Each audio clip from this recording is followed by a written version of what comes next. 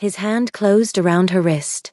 Not hard, yet, but tight enough to remind her he could. Don't run, Colin said softly, breath thick with whiskey and old rage. You always make it worse when you run. Nia's back hit the brick wall of the alley. Cold. Wet. No space left. Let me go, she said, trying to keep her voice steady. Just, let me go home. He smiled like he already owned the ending. You are home. She twisted, panic rising fast. No, the word cut through the alley like a blade. Not hers. Not his. A third voice. Colin's turned first. His grip loosened without him realizing. At the mouth of the alley stood a man who didn't belong to fear. Tall still, outlined by a single streetlight like a shadow given shape. Dark coat. Dark eyes. Ink creeping from his collar like secrets. He didn't raise his voice. He didn't need to. You're touching something that isn't yours, he said calmly. Remove your hand. Collins scoffed. Who the hell are you? The man took one step forward. Only one. But the air shifted with it. Collins stumbled back, hitting the wall. Nia's heart hammered as the stranger appeared in front of Collins faster than thought, forearm pressed lightly to his chest, polite as a warning. But Collins couldn't breathe. The man didn't even look at him when he spoke. He looked at Nia. Did you tell him he could touch you? Her throat burned. No, did you want him to? No, something in the man eased, just a fraction. Then he turned back to Collins. Then you're finished. Collins swung. Sloppy. Desperate. A second later he was on the ground, gasping. The man stood over him like winter itself. You don't follow her, he said quietly. You don't speak to her. You don't think about her. Then he turned to Nia and offered his hand without touching her. Walk, he said gently. Your legs are shaking. She hadn't known they were. When her fingers slid into his, they were warm. Steady. And for the first time that night, she believed she might survive it, even if the man holding her hand felt like another kind of danger entirely. He walked her out of the alley. At the street, he stopped beneath a flickering lamp, light catching the sharp lines of his face for the first time. High cheekbones. A mouth that looked carved rather than kissed into shape. Eyes so dark they seemed to swallow the light instead of reflect it. He was beautiful in a way that didn't comfort, it warned. He studied her with an intensity that made her chest tighten. You're safe now, he murmured. And she believed him. Even though she shouldn't.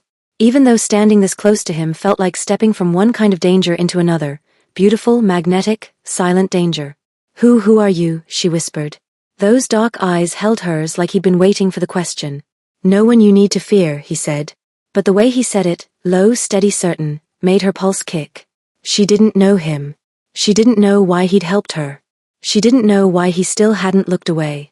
All she knew was this. When his hand closed around hers, warm and impossibly steady, her life stopped belonging only to her. When they were alone beneath the lamp, he looked at her again. Not like a stranger. Like a man deciding something. Nia shivered under the weight of it. You should not walk home alone, he said quietly. Not with him out here. Her walls snapped back into place. I don't go anywhere with strangers. His lips curved, just slightly. Not a smile. More like approval. That's smart, he said. Keep that instinct. She blinked. He shrugged off his coat and stepped close enough to drape it around her shoulders, slow, deliberate, sending warmth through her body. The coat smelled like smoke, cedar, and something expensive that made her lightheaded.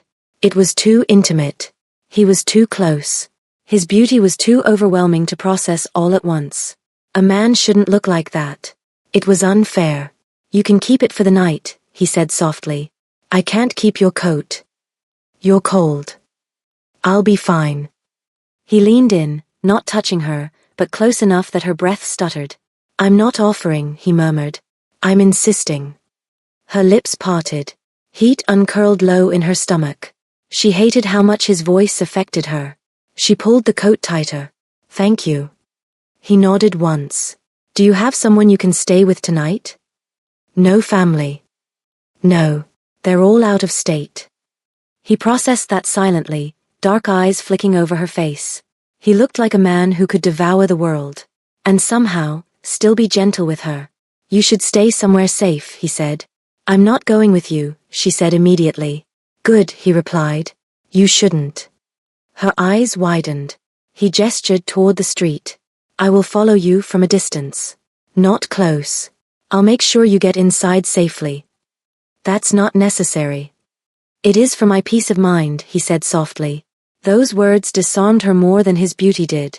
She didn't argue again. They walked, separated by a sidewalk width. The SUV crept slowly behind them. Sang-woo didn't speak, but she felt him, hot, solid, intense, like a protective shadow. At her building, she hesitated. This is me, she said. His gaze scanned the street, the windows, the doors, the shadows. Go up, he said. Slow. Make sure the hallway is clear. Knock twice on your own door before unlocking it. She frowned. Why? He didn't answer. He just watched her. She walked up the stairs and unlocked her apartment. She stepped inside.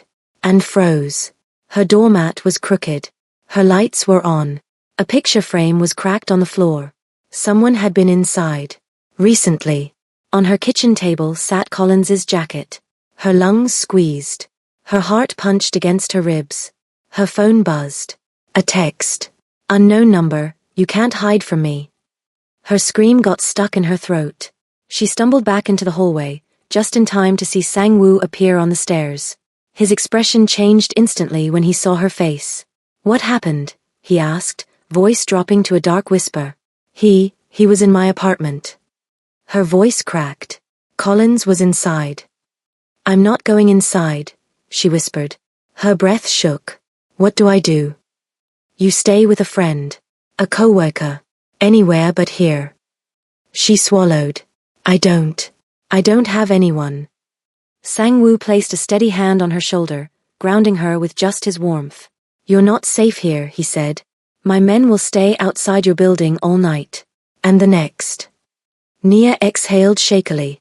Why are you doing this? His gaze softened slightly. Because someone threatened you. And I don't tolerate that. A beat passed, charged, intimate. Wait, she whispered.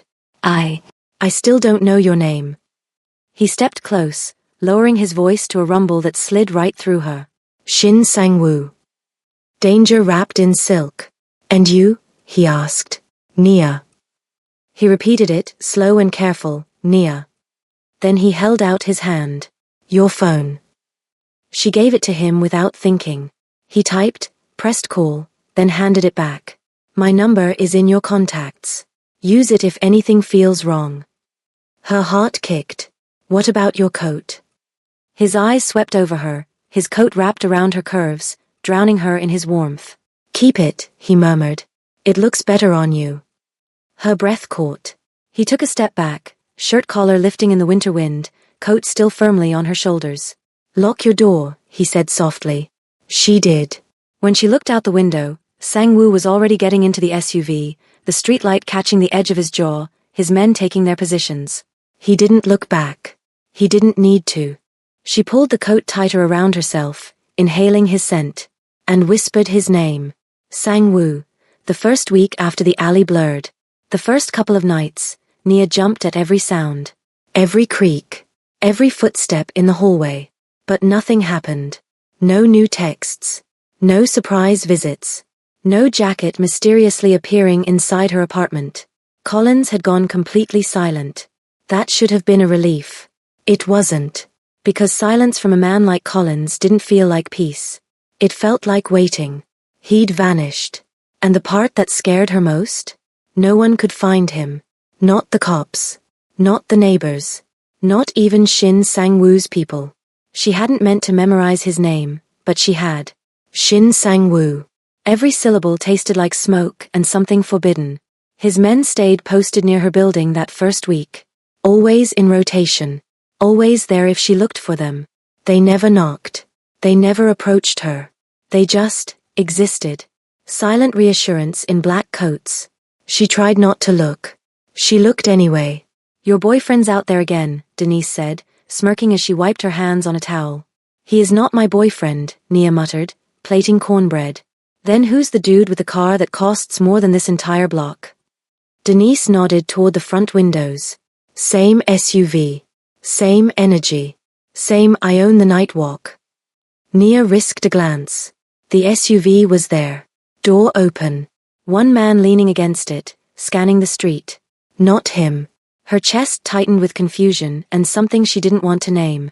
He's security, she said. Not mine. Just, she stopped herself before she said something like a sign to me. Denise raised an eyebrow. Security from what? The economy, Nia said quickly, and ducked into the kitchen before she had to invent more. It was almost the end of the week when the bell above the restaurant door chimed and Nia looked up from the register. Her heart lost all sense of rhythm. Shin Sang-woo stood in the doorway. The first time she'd seen him, she'd been frozen with fear and adrenaline. Now, in the warm light of Crossroads Kitchen, she could actually register him. And it was almost worse. He was too good-looking in a way that felt unfair to everyone else.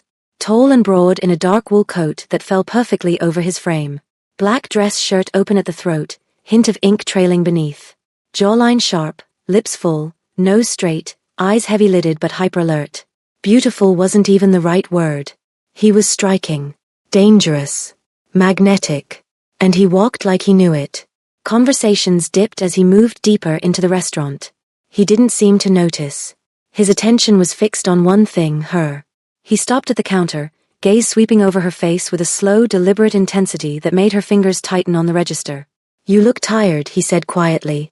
She blinked, caught off guard. Wow, thanks. It wasn't an insult. His eyes softened just a fraction. You didn't sleep. Heat rose in her chest, not embarrassment, but the unsettling realization that he could read her that well. And you know that, how? His gaze dropped briefly to her mouth, then back to her eyes. You hide fear well, he said. Exhaustion? Not as well. Her breath hitched. She cleared her throat, desperate to ground herself. Do you want something to eat? Yes. What can I get you? He didn't look at the menu. He didn't look anywhere but her. Whatever you like best. The way he said it, low, warm, certain, sent a ripple of heat down her spine. This is a restaurant, not a personality quiz, she said, trying to break the tension. Then give me something that tastes like you, he said, so quietly she almost thought she imagined it. Her brain short-circuited for a second. Chicken and waffles it is, she blurted, then fled to the kitchen before she embarrassed herself. They ended up at his speakeasy a few days later. Not because he forced her. Because she chose it. Collins was still missing. The police had shrugged. Her mother, over FaceTime, had told her to come home for a while, but home was 3 states away and she'd worked too hard to build something in Chicago. Nia didn't want to run. So when Sang-woo texted her, you're not safe alone. Let me feed you. Neutral territory. My bar. Public. Your call. She stared at the message for 10 minutes. Then replied, 1 hour. Don't hover. A beat later he replied, I don't hover. I watch. Her stomach flipped in a way she refused to acknowledge. Red lantern glowed like a secret when she arrived. Hidden door, red lantern hung outside, low jazz humming through the walls. Inside, the air smelled like grilled meat and toasted sesame and something familiar, butter, sugar, spice. He was already there, leaning against the bar. He dressed down in a way that still looked like money. Dark jeans, black shirt, sleeves pushed up. Tattoos on his forearms flexed when he reached for a glass. Nia tried not to stare. Failed. He watched her cross the room, eyes dark and intent. You came, he said. You invited me, she replied. And I was curious. His lips twitched. About the bar? About the owner. His gaze heated instantly, slow, dangerous, appreciative. That, he said, lowering himself into the seat across from her, I can work with. He nodded to a booth. She slid in first. He sat across from her, which felt safer, until he stretched his legs out and their ankles touched under the table. She pretended not to notice. He didn't move them away. Plates arrived, 2, then 3, then 4. He'd gone all in on fusion, Korean fried chicken tossed in hot honey and cayenne collard greens with sesame and garlic mac and cheese with gochujang and crispy bacon sweet cornbread with a drizzle of yuzu butter. This is illegal, she said after the first bite. Like, genuinely. You should be arrested. I've heard that before, he said dryly. She snorted. He watched her eat like it mattered. Like every expression she made logged itself somewhere important in his head. Why are you doing all this? She asked finally, setting her fork down. The guards. The food. The texts. You don't know me. I know enough, he said quietly. That's not an answer. He leaned forward, forearms braced on the table, closing the distance. You were afraid, he said. You tried not to show it. You walked out of that alley with your head up. You still said no to me even when you were shaking. Her breath hitched. I like that, he murmured. I respect that. Nia looked down at her hands. You barely talk to anyone, do you? I talk when there's something worth saying. And I'm worth that? His gaze burned into her. You're worth more than you think. Heat flared under her skin. She deflected. And Collins? You still haven't found him. His jaw tightened, the only visible crack in his composure. No, your people can't. They're good, he said. He's careful. Cowards usually are when they're not cornering women in alleys. Her stomach twisted. He went completely dark, Sang-woo continued. No card usage. No calls. No usual spots. That's not a man who gave up. That's a man waiting. For what? She asked softly. Sang-woo's eyes flickered. For a moment when you're alone. The words settled hard between them. I won't leave you alone long enough for him to find it, he said. That's not your job. It is now. She opened her mouth to argue, but his phone buzzed. He glanced at it, expression unreadable, then set it aside. You can stay at your place a bit longer, he said. But it isn't a matter of if he comes back. It's when. And I don't like waiting. So what? I move into your place. She scoffed. His eyes met hers. Yes. The word landed like a physical thing. I'm not doing that, she said quickly. I barely know you. You know I won't hurt you, he said. It wasn't a question. She hated that he was right. She hated that it mattered. She hated that she trusted him more than cops she'd known for years. I still have a life, she said. A job. A lease. I'm not asking you to disappear, he said. I'm asking you to sleep somewhere he can't reach you. For a while. Until we find him. And if you never do? We will. He said it with such certainty it made her chest ache. Nia, he added, voice dropping. I don't sleep well knowing you're behind a door he's already broken into once. Her heart did a stupid, traitorous thing.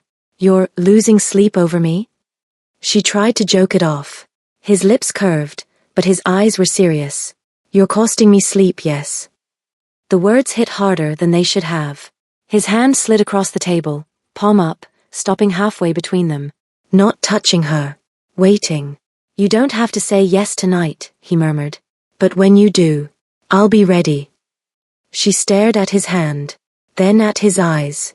And she knew in some terrifying, inevitable way that he was right. It wasn't if she would say yes. It was when. It didn't happen right away. She didn't move in the next night. Or the one after. But things started breaking down. First, the building's front door lock jammed. Then, someone shattered the stairwell light. Then, a neighbor reported a tall man trying the wrong doors and running when confronted. The landlord shrugged. The cops shrugged. Sang-woo didn't. He came to her door one evening, his expression carved in stone. Pack a bag, he said. She folded her arms. Excuse me. Front lock's broken, he said. Camera in your hallway is dead. Unknown male has been trying doors. You're at the end of the hall. You're the only woman living alone on this floor. That doesn't prove. It doesn't have to prove anything, he said. I'm not waiting for proof. I'm not waiting for him to get brave again. There was a sharpness to his beauty tonight. Sleeves rolled up, throat bare, jaw locked like he'd gone a few rounds with his own temper before coming here. He took a breath. Please, he added quietly. I'm asking you now, not ordering. That please did more damage than any command. She stared at him. At his shoulders, stiff from tension. At the muscle ticking in his jaw. At the dark circles under his eyes she hadn't noticed before. You really haven't been sleeping, she said softly. Not well, he admitted. She looked back at her small, dim apartment. At the crooked frame he'd seen that first night. At the door that had been kicked once and patched badly. She exhaled. Just a few days? Until we find him, he said. Her stomach twisted.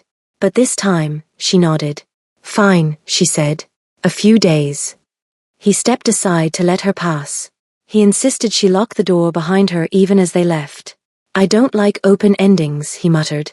It was a short drive, but a long mental distance. The penthouse elevator opened into a private foyer, dark wood, soft lighting, a view of Chicago's skyline like glitter in the distance. The space was wide, expensive, and silent. "This way," he said. He didn't take her to his room. He took her to a guest room, still bigger than her whole apartment. Warm lighting, soft bed, thick curtains, a view that stole her breath. "You'll stay here," he said. He lingered in the doorway, not crossing the threshold. "You don't need to hover," she said, trying to lighten the mood. "I've seen bedrooms before." "My room is down the hall," he said. "Second door on the left. If you need anything, you call me. You don't wonder if there's a noise. You don't answer unknown voices. You don't play brave." "I'm not a child," she said gently. "No," he replied. "You're the only thing I'm not willing to lose." The words punched the air out of her. He seemed to realize how much he'd said and looked away.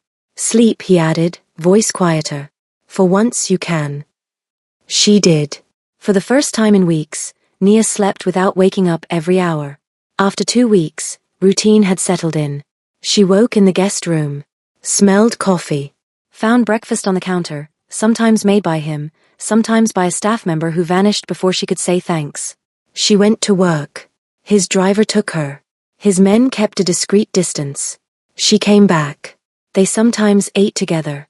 He sometimes disappeared for hours, returning with his knuckles a little more bruised. The tension built quietly, looks held too long, hands brushing plates to each other, him angling himself between her and every door without even thinking. It could almost be normal. Until the night it wasn't. It started with an alarm.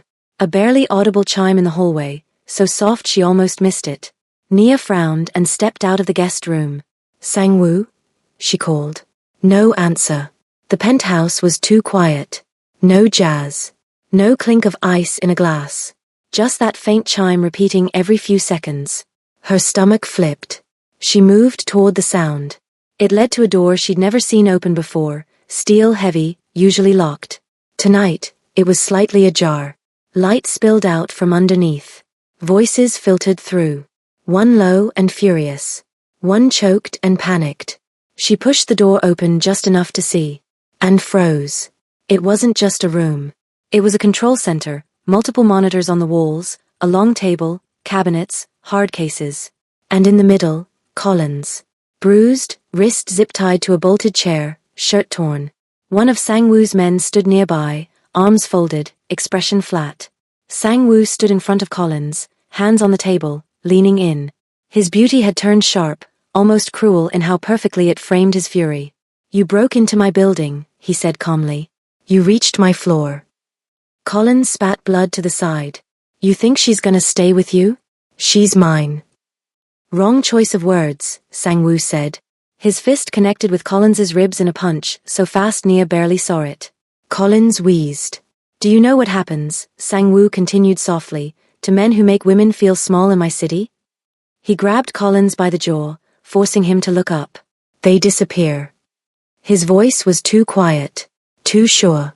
Nia swallowed a sound, but it slipped out anyway, a small, shocked breath. Sang-woo's head snapped toward the door. Their eyes locked. "Nia," he said, something like horror in his tone. She'd never heard him sound like that. "You weren't supposed to be here," he added. She stepped inside anyway. "You said I shouldn't wonder if there's a noise," she said, voice trembling. "But then I heard the noise and you didn't answer when I called, so..." Her gaze flicked to Collins. He looked wrecked, but his eyes lit up in sick triumph. "Nia," he rasped. "Baby. He's crazy. You see that, right? He's kidnapping me." "Shut up," she snapped. Sang-woo's nostrils flared. He stepped toward her, away from Collins, like gravity had shifted. "You should go back to your room," he said, voice low, shaken. "You don't need to see this." "I've seen worse," she lied. He searched her face. "I don't want you to see it from me." Her throat tightened. "And I definitely don't want him speaking your name in my house." Slowly, almost reluctantly, he turned back to Collins, rage settling over him like a second skin. "You had one chance," he said. "You wasted it." His fist drew back again. "Sang-woo," Nia said sharply. Her hand landed on his arm before he swung.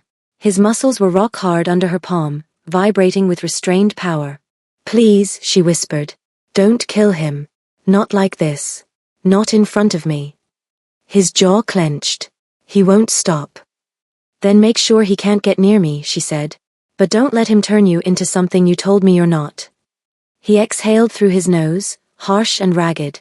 The fury in his eyes didn't disappear, but it shifted. Reoriented. His free hand lifted and caught her waist, like he needed something to hold onto that wasn't a throat or a jaw. You walked into the one room I never wanted you in, he murmured. And you still touched me. I'm not afraid of you, she whispered. You should be. I'm not, she insisted. I was afraid of him, not you. His hand tightened on her waist. He turned his head slightly, never breaking eye contact with her, and said to his man, get him downstairs. Lock him up until I decide what to do. No one touches him but me. The bodyguard nodded, dragged Collins out. The steel door closed with a final, echoing sound. Silence fell.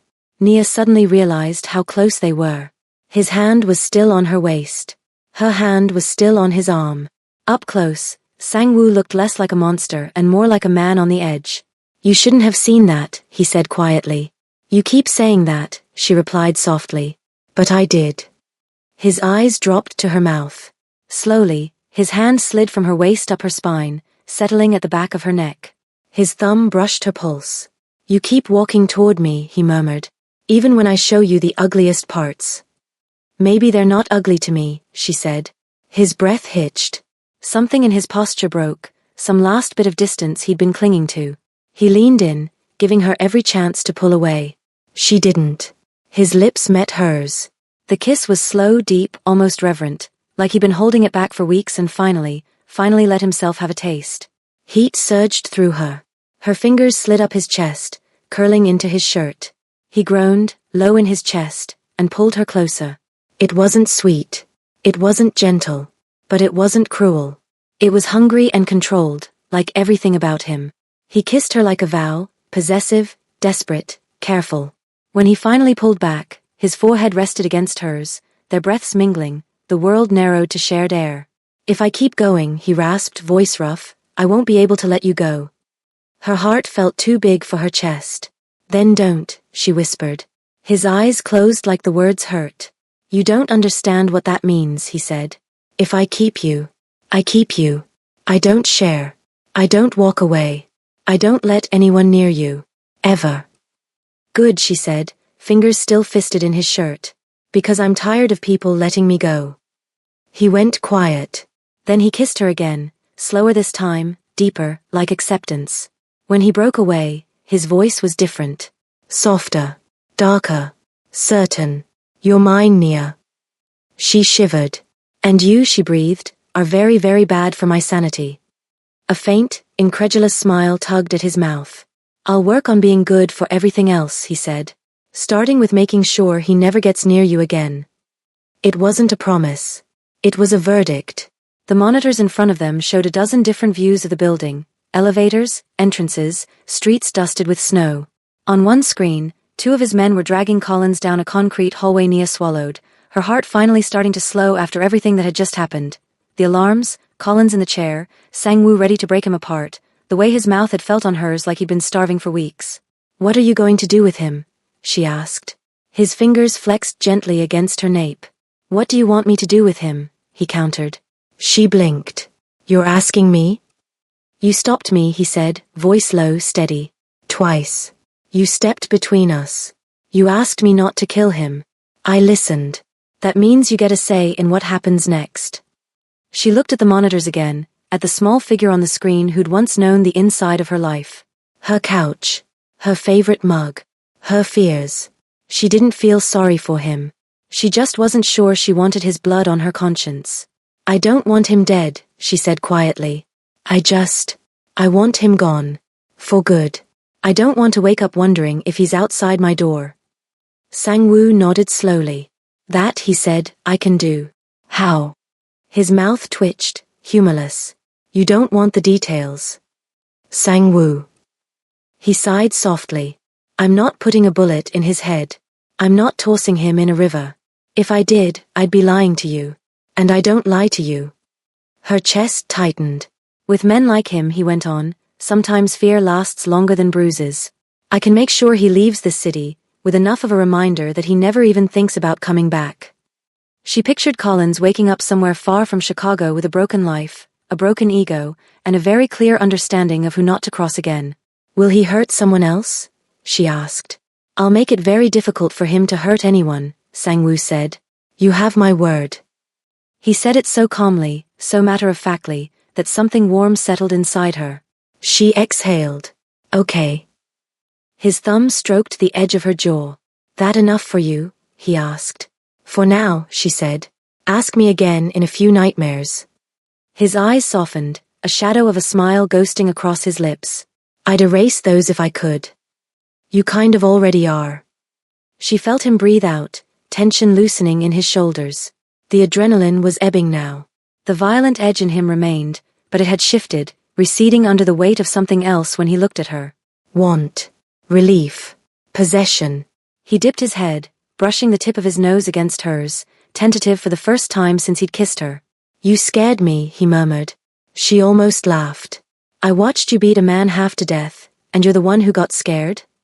You walked into a room you shouldn't have entered, he said, and you put your hand on me when I was barely hanging onto my temper.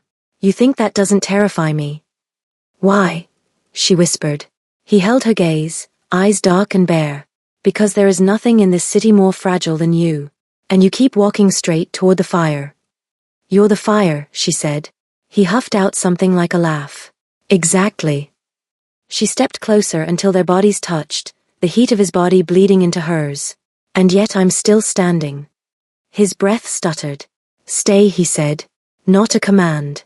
Not quite a question. Something in between. I'm literally in your penthouse right now, she pointed out. No, he said quietly. I mean stay. Here. With me. Not just until we figure out Collins. Not just because it's safer. Her heart thumped against her ribs. You're asking me to move in? She asked. He watched her like her answer would decide the direction of the whole city. I'm asking you not to leave, he said. Not when you're already here. Not when I've already, he exhaled, looking briefly away, as if the next words cost him. I don't attach easily, he admitted. I don't get involved. I don't bring people into my world.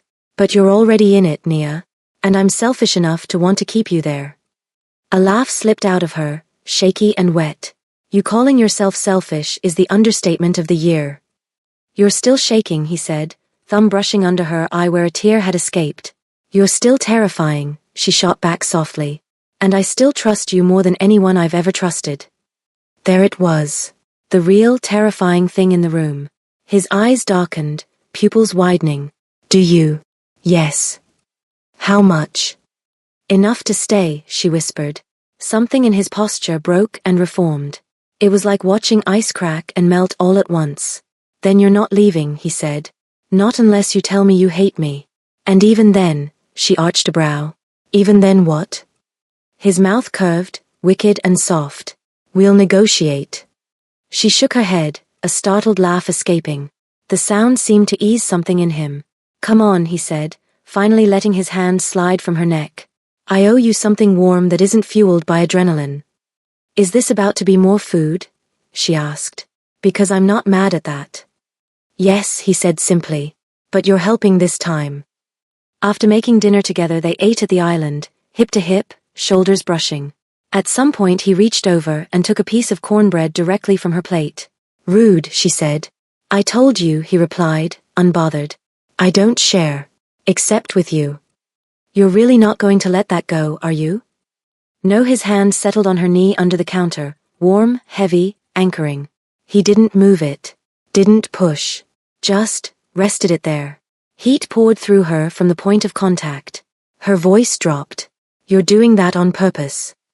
Doing what? That. She tilted her head toward his hand. Keeping you close? He asked. Touching me like you're trying to brand me, she said. His eyes flared. I don't have to try, he murmured. You're already mine. Her heart thundered. Say it again, she whispered, shocking herself. He didn't hesitate. You're mine, Nia. She let the words sink in, lighting up every nerve. And you? He asked quietly. Who do you belong to? She met his gaze, steady and sure. Me, she said first. I belong to me. Something like pride flickered in his eyes. And she added softer, I choose you. His hand tightened on her knee. You're going to be the death of me, he muttered. Bit dramatic, don't you think? You have no idea.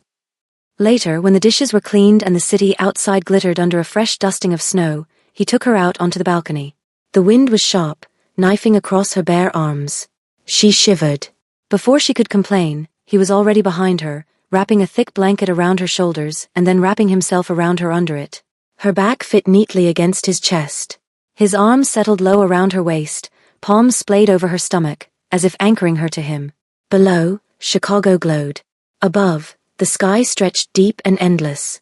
Cold? He asked against her ear. A little. He tightened his hold. Better. A lot. They stood in silence for a while, just breathing, his chest rising and falling against her spine. You know, she said eventually, if someone had told me 3 weeks ago I'd be standing on a Mafia boss's balcony wrapped in his arms, I would have laughed in their face.